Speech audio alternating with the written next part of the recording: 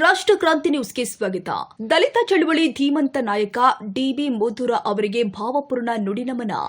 ದಿನಾಂಕ 24/12/2025 ಬುಧವಾರದಂದು ಕಾರ್ಯಕ್ರಮ ಯಶಸ್ವಿಯಾಗಿ ನೆರವೇರಿದೆ. ಪಟ್ಟಣದ ಹುಡ್ಕೋ ಕಾಲೋನಿಯ ಟಾಪ್ ಇನ್ ಟೌನ್ ಹಾಲ್ನಲ್ಲಿ ವಿವಿಧ ದಲಿತ ಪರ ಸಂಘಟನೆಗಳ ಒಕ್ಕೂಟದ ವತಿಯಿಂದ ದಲಿತ ಚಳವಳಿಯ ರೂವಾರಿ ಹೆಜ್ಜೆ ಗುರುತುಗಳು ಸಂಘಟನೆಯ ರಾಜ್ಯ ಸಂಚಾಲಕರು ಆಗಿದ್ದ ದಿವಂಗತ ಶ್ರೀ ಡಿ.ಬಿ.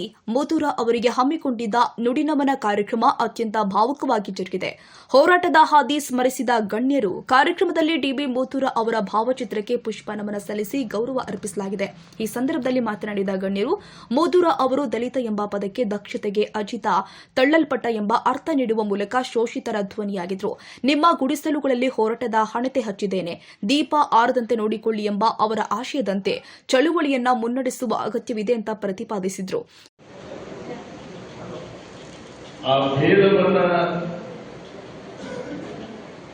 ನಾವು ಕಡಿಮೆ ಮಾಡಿ ಸಮಾನತೆ ತರಬೇಕು ಅನ್ನುವಂಥದ್ರಲ್ಲಿ ಬಸವಣ್ಣ, ಬುದ್ಧ, ಯೇಸು ಕ್ರಿಸ್ತ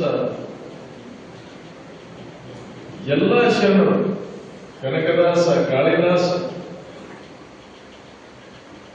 ಇಷ್ಟೆಲ್ಲ ಪ್ರಯತ್ನ ಮಾಡ್ತಾ ಇದ್ರು ಕೂಡ ಅಂಬೇಡ್ಕರ್ ಅವರು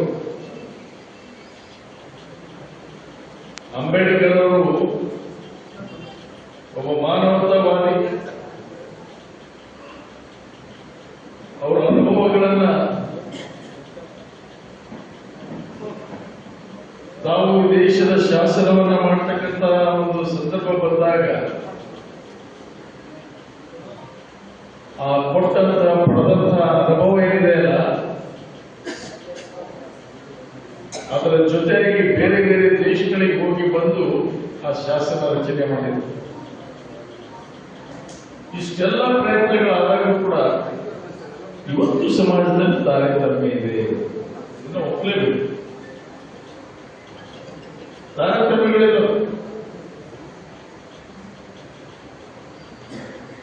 ಆ ತಾರತಮ್ಯ ಹೋಗಿಸ್ಬೇಕಂತಂದ್ರೆ ನಾವು ಮೊದಲೇ ಸಮಾಜದಲ್ಲಿ ಬದಲಾವಣೆ ತರಬೇಕು, ಆರ್ಥಿಕ ಬದಲಾವಣೆ ತರಬೇಕು, ಶೈಕ್ಷಣಿಕ ಬದಲಾವಣೆ ತರಬೇಕು, ಸಾಮಾಜಿಕ ಬದಲಾವಣೆ ತರಬೇಕು.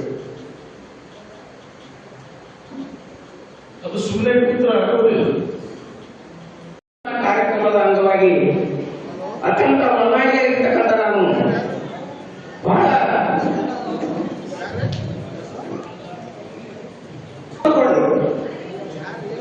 ಬಹುಶಃ